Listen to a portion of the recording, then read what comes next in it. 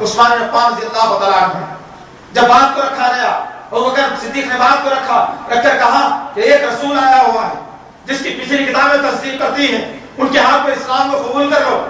تاکہ ہمیں جنت حاصل ہو جائے اور شرک ختم ہو جائے، توحید کا غلبہ ہو جائے، ایک اللہ کو ماننے والے بن جائیں۔ عثمان بن عفان رضی اللہ تعالیٰ نے کہا کیا یہ بات سچ ہے؟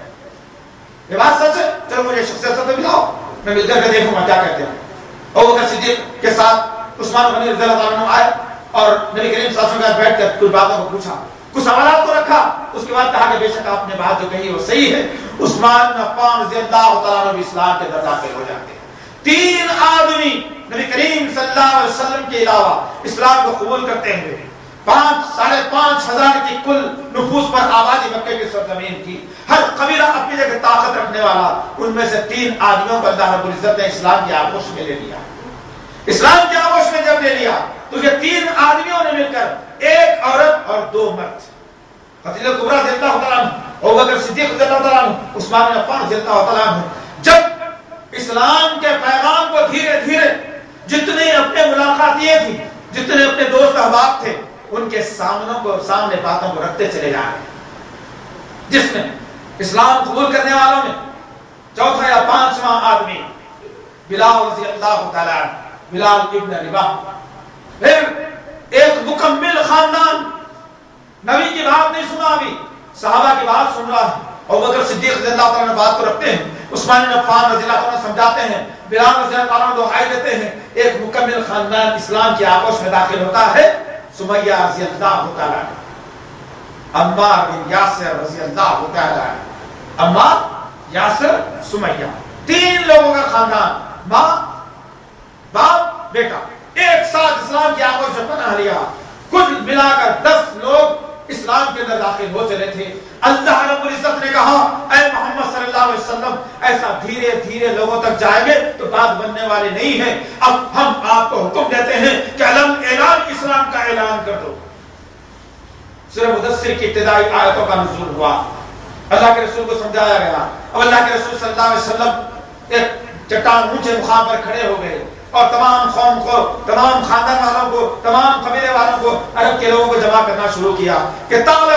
جلدی آؤ میرے طرف کوئی زبردست بات بتانے والا ہوں۔ عرب کا مقولہ ہے اور اصول تھا کہ اس خاندان کا، اس علاقے کا کوئی معتبر آدمی اگر اونچے ٹیلے میں کھڑے ہو کر اگر بات بتانا چاہتا تو لوگ سمجھتے کہ بڑی اہمیت والی بات ہونے والی ہے، تبھی تو یہ آدمی اونچے ٹیلے میں ٹھہر کے بات کر رہا ہے۔ اللہ کے رسول نے بھی اپنے صادق اور امین کے لقب کو استعمال کرتے ہوئے اونچے ٹیلے پر کھڑے کر لوگوں کو جمع کیا، اور جمع کرنے کے بعد کیا کہا؟ وہی پیغام جو نوح علیہ السلام نے کہا تھا اپنے قوم کے سامنے، اسی پیغام کو محمد صلی اللہ علیہ وسلم اپنی قوم کے سامنے رکھ رہے ہیں اور کہہ رہے ہیں یقول لا الہ الا اللہ تفلحوا، کہنا لوگوں نہیں ہے کوئی معبود سوائے ایک اللہ کے، کامیابی تمہارے قلب کو چوم لے گی۔ لوگوں نے وہی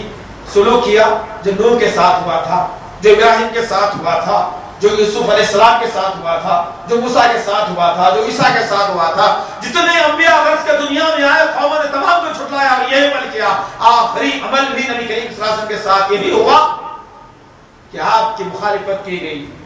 ابو لہب نے زمین پر جھکی اور ریت کو اٹھا کر اللہ کے رسول کے چہرے انور کی طرف بہکا دیا، جسے نبی کریم صلی اللہ علیہ وسلم کے چہرے پر کنکریوں کے داغ پڑے اور سر میں ریت بھر گئی تھی۔ نبی کریم صلی اللہ علیہ وسلم نے اپنے دل کے اندر آزردہ ہو کر جب ٹیلے سے اتر رہے تھے، اللہ رب العزت نے دشمن کی مخالفت میں سورہ لہب کا نزول کر کے بتا دیا کہ اے محمد صلی اللہ علیہ وسلم گھبرانے کی کوئی بات نہیں ہے، یہ تو پہلا معرکہ ہے کہ ابھی قوم سے آپ کو بھیڑنا ہے، قوم کو سمجھانا ہے، ہم آپ کے پاس لوگوں کو بھیجتے رہیں گے اور لوگ آپ کے اسلام میں داخل ہوتے رہیں گے۔ ایک وقت وہ بھی آئے گا کہ جب میں غفیر رہے گا، ساری دنیا میں آپ کا بول بالا ہوگا۔ اللہ تعالیٰ آج منظر مجھے اور آپ کو بتلا رہا ہے، جب اللہ کے رسول صلی اللہ علیہ وسلم کو ڈھارس بندی، اللہ کے پیغام کو آپ نے سنا، جبرائیل کی وحی آئی، خوشخبری جب آئی تو اللہ کے رسول صلی اللہ علیہ وسلم اپنے اندر ایک ہمت کا پیغام لے کر کے قوم کے درمیان میں جب آتے ہیں، اب یہاں سے ایک اور نیا معرکہ شروع ہوتا ہے۔ دن بدن حالات اور واقعات گزرتے رہتے ہیں، حالات اور واقعات بدلی ہوتے رہتے ہیں۔ ادھر ایک طرف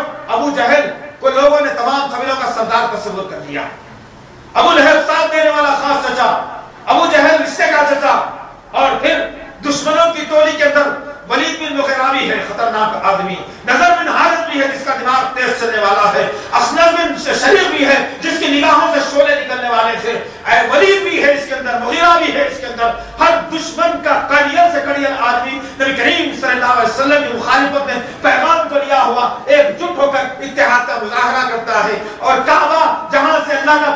پہنچنا تھا، وہاں پر جمع ہو کر ابو جہل میٹنگ کرتا ہے اور کہتا ہے اس مشن کو یہیں روک دینے کی ضرورت ہے، کہیں یہ مشن ایسا نہ ہو ہماری اصلیت کو ختم کر دے، ہماری نسل کو ختم کر دے، ہمارے باپ دادا کے دین کو ختم کر دے، کہیں ایسا نہ ہو کہ حبل کی جو ہے نا بے حرمتی ہو جائے، کہیں لات اور منات کو ٹوٹنا نہ پڑے، لہذا اس مشن کو ختم کر دیا جائے۔ دشمن ایک جگہ جمع ہوا اور تمام کے تمام کو پروپیگنڈے کرنے لگے اور اللہ کے رسول کی مخالفت میں پیغام چھٹنے لگے۔ انہی ماحول کے اندر ابو جہل کے پاس کسی نے آ کر ندا لگائی، کہا کہ کیا کہتے ہو تم کہ ایسے ایسے لوگ اسلام میں جا رہے ہیں جو اس شہر کے مالدار نہیں ہیں، اس شہر میں جن کی کوئی حکمرانی نہیں ہے، اس شہر میں جن کی کوئی جائیداد نہیں ہے، جن کے پاس کھانے کے لیے روٹی نہیں ہے، جن کے پاس پھرنے کے لیے کوئی سواری نہیں ہے، جن کے پاس پہننے کے لیے کپڑا نہیں ہے، ایسے لوگ بھی محمد کے دین میں داخل ہو رہے ہیں۔ ابو جہل اے ابو الحکم تم کیا کر رہے ہو، کوئی اقدام ضرور کرنا۔ اس نے پلٹ کر کہا ایسا کیا معاملہ ٹوٹ پڑا ہے، تم اتنا چلا کیوں رہے ہو، کون ہے جو اسلام کی آغوش میں چلا گیا ہے، کون ہے جو ہمارے دین کی مخالفت کر رہا ہے، میرا نام تو بتلانا ذرا اس میرے سامنے۔ اس کا پلٹ کر کہا گیا ایک 75 سال کی بوڑھی عورت جس کو سمیہ کہا جاتا ہے، جو بنی تیم کی غلام ہے، جو غلامی کی زندگی گزارتی ہے، اس کا شوہر اسلام قبول کر چکا، اس کی بیٹا اسلام قبول کر چکا۔ ابو جہل کی آنکھوں سے شعلے نکلنے لگے، زبان سے گندے الفاظ کو اختیار کرتا ہوا تمام موضوعوں کو چھاٹتا ہوا سمیہ رضی اللہ تعالیٰ عنہ کے مکان کی طرف آتا ہے اور آ کر کے ندا لگاتا ہے۔ ذرا غور کرو عزیزان محترم کہ کوئی پرسان حال نہیں ہے، انگلیوں پر گنے جانے والے مسلمان، انگلیوں پر گنے جانے والے مسلمان کچھ کم و بیش 25 سے 30 مسلمان ہیں 5,500 کے مجموعے کے اندر۔ تصور کرو گا تو بیٹھ کر کے ذرا سنوں کو اپنے ٹھنڈے کر کے سوچو تو صحیح، کیا ہم نے اسلام میں کیسے مذاق بنایا ہے، کیسے ہم نے اسلام کا مذاق بنایا ہے۔ اور پھر ایک 75 سال کی عورت جو برسوں سے غلامی میں جس کی زندگی گزر گئی، جو اپنا حکم صادر نہیں کر سکتی، کسی کے سامنے اپنی بات کو نہیں رکھ سکتی، جو صحیح طور پر اپنے بچے کو اپنے پہن نہیں سکتی، اپنے شوہر اور اولاد کو اچھا کھانا کھلا نہیں سکتی، جو بچا بچا ہوتا تھا وہ سمیہ رضی اللہ تعالیٰ عنہ کے گھر پہنچتا تھا، جو جھوٹا ہوتا تھا وہ سمیہ رضی اللہ تعالیٰ عنہ کے گھر آتا تھا، جو اونٹ کھا کر چھوڑ دیتا، جو گھوڑے کھا کر چھوڑ دیتے، جو بچے اٹھا کر چھوڑ دیتے، وہ غذا ان کو ملتی تھی اسلام لانے کی پاداش میں۔ تم سوچو اللہ کیسے کھلا رہا ہے، اللہ کیسے پلا رہا ہے تمہیں، اللہ کیسے گھر دیا ہے تمہیں، اللہ کیسے بستر دیا ہے تمہیں،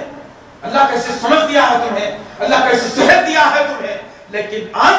مسلمان سب سے زیادہ تھوڑا اسلام کے معاملے میں، اسلام کے معاملے میں سب سے زیادہ پیچھا، اسلام کے معاملے میں سب سے زیادہ کمزور اگر کوئی ہے وہ مسلمان۔ اس لیے خود کے مذہب کے بارے میں نہیں معلوم مسلمان کو، خود کی کتاب کے بارے میں نہیں معلوم مسلمان کو، اس کے احکامات کے بارے میں نہیں معلوم مسلمان کو۔ جس شخصیت کے ذریعے سے شفاعت ملنے والی ہے وہ شخصیت کی سیرت نہیں معلوم مسلمانوں کو، اس شخصیت کا خاندان نہیں معلوم مسلمانوں کو، اس شخصیت کے اخلاق نہیں معلوم مسلمانوں کو۔ ذرا سوچو تو صحیح، جس کے سامنے ابھی اسلام آیا ہے، جو اسلام نہ حج کا ابھی قانون نافذ ہوا، نہ نماز کا قانون ہوا، نہ روزوں کی فرضیت ہوئی، نہ زکات کے معاملے میں بات بتائی گئی، نہ اخلاق سکھائے گئے، نہ ایک دوسرے سے محبت کا پیغام دیا گیا۔ ابھی تو صرف وہ باتیں بتائی جا رہی ہیں جو صرف ایک اللہ کو ماننے کی، ابھی کوئی اصول نہیں بتایا گیا اسلام کا، ابھی کوئی اصول نہیں سمجھایا گیا، کیسے سجدہ کرنا ہے، کیسے رکوع کرنا ہے، کیسے اللہ سے دعا کرنا ہے، کیسے اپنے آپ کو اللہ کے حوالے کرنا ہے، یہ نہیں بتایا گیا۔ ابھی ابتدائی دور ہے مکے کی سرزمین کا، اسلام نافذ ہو رہا ہے، ابھی دھیرے دھیرے آیتوں کا نزول ہو رہا ہے، سورۃ البقرہ کی ابتدائی آیتیں نازل ہوتے جا رہی ہیں، سمجھایا جا رہا ہے کہ کیسے اللہ کو مانا جائے، کیسے اللہ کی پہچان ہے، اللہ کیا چاہتا ہے، تم کو کیا کرنا ہے۔ یہی ایک تو بتایا جا رہا تھا، اللہ کے تعریف اور خلاصے میں باتیں بتائی جا رہی تھی۔ ابھی وہ 75 سال کی بڑھیا کے پنکھے کے پاس ابو جہل آیا اور آ کر کہنے لگا ہے سمیہ باہر نکل۔ نوجوان 18 سالہ کڑیل بیٹا اب ماں سب سے پہلے اپنے سینے کو تانے ہوئے ابو جہل کی آواز سن کر اپنے دروازے کو کھول کر باہر نکلتا ہے اور ابو جہل کے سامنے کھڑا ہو جاتا ہے۔ ابو جہل کہتا ہے کہ ہاں یہ معاملہ کل تک میرے سامنے تیری آنے کی جرت نہیں تھی، نگاہوں کو نیچے رکھتا تھا، گردن جھکا کر بات کرتا تھا، ایسا محمد نے کیا جادو کر دیا، ایسا محمد نے کیا ورغلایا جس کے بنیاد پر آج تو اس قسم کی حرکت میرے سے کر رہا ہے. ایسا واقعہ درپیش کر دو کہ تاریخ یاد رکھے کہ خاندان لرز جائیں گے, انسانیت کانپ جائے گی. ابو جہل جمع کیا لوگوں کو, تمام لوگ جمع ہوئے کھڈے میں. ابو جہل پھر آواز لگائی, سمیہ باہر آنا. ایک آدمی بوڑھی ہڈیوں والا, چہرے پر جھریاں پڑی ہوئی, ہاتھوں اور پیروں میں ترتراہٹ ہے, ہاتھ میں لکڑی کو ٹیکتے ہوئے بھینی بھینی نگاہوں سے ابو جہل کی طرف دیکھتا ہوا گھر سے نکل کر آیا یاسر رضی اللہ تعالیٰ. غریب آدمی, کمزور آدمی, جس کے پاس پیسے جمع نہیں, جس کے پاس کوئی مال نہیں, جس کے پاس سواری بھی نہیں, جس کے پاس سونے کے لیے صحیح چٹائی بھی نہیں, نکل کر باہر آیا اور ابو جہل کو ٹکتی ٹپنے والی نگاہوں سے دیکھ کر کھڑا ہو گیا. ایک عورت جو گھر میں بیٹھی بھی انتظار کر رہی کہ ابو جہل کیا حکم دینے والا ہے, دیکھے تو صحیح. پھر ابو جہل نے آواز لگائی, اے سمیہ باہر آنا. جب سمیہ رضی اللہ عنہا باہر نہیں نکلی, خود بڑے بڑے قدموں کو ڈال کر داخل ہوا اور جا کر خطرناک غلیظ الفاظ کے استعمال کرتے ہوئے سمیہ رضی اللہ تعالیٰ عنہ کے سفید بالوں کو پکڑ لیا سر کی. بوڑھی عورت کو گھسیٹتا ہوا لوگوں کے مجمع میں لا کر ڈال دیتا, جس کی ہڈیوں میں جان نہیں ٹھہرتی تھی, جس کی عمر جھک گئی تھی, جس کی آواز میں تھرتھراہٹ تھی, جس کی نگاہوں کے سامنے جالی تھی, جو کھل کر معاشرے کو دیکھ نہیں سکتی تھی.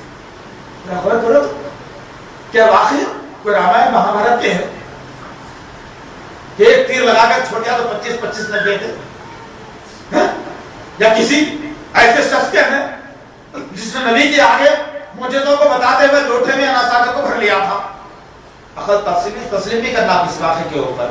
یہ وہ واقعات ہیں نعوذ باللہ. نہیں, یہ حقیقت اللہ رب العزت قرآن کے اندر ان واقعات کو سمجھا کر بتا دیا, ان واقعات کو رکھ کر بتا دیا, ان واقعات کو قرآن میں دوہرا کر سمجھا دیا. رہتی انسانیت کے لیے اللہ نے درس دیا,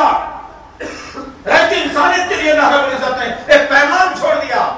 انسانیت کو اگر کامیابی حاصل کرنا ہے تو ان کے واقعات کو پڑھو, ان کے حرکات کو پڑھو, ان کے سکنات کو پڑھو, ان کے طریقوں کو پڑھو, تو تمہیں کامیابی ملنے والی. سمیہ رضی اللہ تعالیٰ عنہ لوگوں کے درمیان میں پڑی ہوئی, اٹھ کے بیٹھنے کی طاقت نہیں. ابو جہل نے کہا کہ رڑیا کیا کہا, ابھی بھی وقت ہے, نوجوان بیٹے کو چیرنے لگا دوں گا, شوہر کو موت کے گھاٹ اتار دوں گا, اور تیرا محشر کروں گا کہ عرب کی کوئی عورت اسلام کی اسلام کوئی قبول نہیں کر سکے گی. تیرے اس واقعے کو دیکھنے کے بعد عرب کی عورتوں میں لرزہ طاری ہو جائے گا. آج تیرا میں امتحان کرنے والا ہوں. ابو جہل نے چلا کر کہا. بوڑھی عورت نے پلٹ کر کہا, اے ابو الحکم, تو کیا جانتا ہے اس مٹھاس کو, اب جب سینے میں بس گئی ہے تو جان کے ساتھ نکلنے والی. غور کرو دوستو, تم چہرے پر داڑھی نہیں بڑھا سکتے یار, تم نماز کا گٹھا چہرے پر لا نہیں سکتے یار, تم بات 5 وقت وضو بنا نہیں سکتے یار, تم پیچھا کو ٹخنوں سے اونچا کر نہیں سکتے یار, تم پڑوسی کا مزاج کو سمجھ نہیں سکتے یار, تم ماں باپ کی اطاعت کر نہیں سکتے یار, تم اپنے منہوں سے گٹکا چھوڑ نہیں سکتے یار, تم دونوں ہونٹوں کے درمیان سے سگریٹ نہیں چھوڑ سکتے یار, تم بےہودہ فحش چیزیں سننے سے یا دیکھنے کو چھوڑ نہیں سکتے یار. اس کے باوجود اگر پوچھ لیا جائے جنت میں جانا ہے میاں, تو 2 ہاتھ اٹھا کر کہے گا کہ ہاں جانا ہے جنت میں. جنت میں اگر جانا ہو, سمیہ رضی اللہ تعالیٰ عنہ کی چیخ سے پوچھنا پڑے گا, اے باپ ذرا بتا تو صحیح, مجھے جنت ملے گی یا نہیں, میں جنت کا حقدار ہوں یا نہیں. اس کی چیخ پلٹ کر تمہارے کانوں کو پھاڑ کر کہے گی, بدتمیز, بد اخلاق, نبی کے قانون کے غدار, کہاں جنت کی خوشخبری کی بات کر رہا ہے. تو نبی کی ایک سنت کو نہیں اپنا سکتا, تو جنت بھی جانے کی بات کر رہا ہے. سمیہ رضی اللہ تعالیٰ عنہ کھینچ کر لایا, زمین پر لٹا دیا, پھر کہتا ہے پلٹ کر اپنے دین پر واپس آ, محمد کے دین کو چھوڑنا پڑے گا ورنہ تیرا حشر میں برا کرنے والا. سمیہ رضی اللہ عنہ نے پھر وہی جواب دیا جو سینے میں بس گیا ہے, وہ سانس کے ساتھ جانے والا, آگے نکلنے والا نہیں. سمیہ رضی اللہ عنہ کے سامنے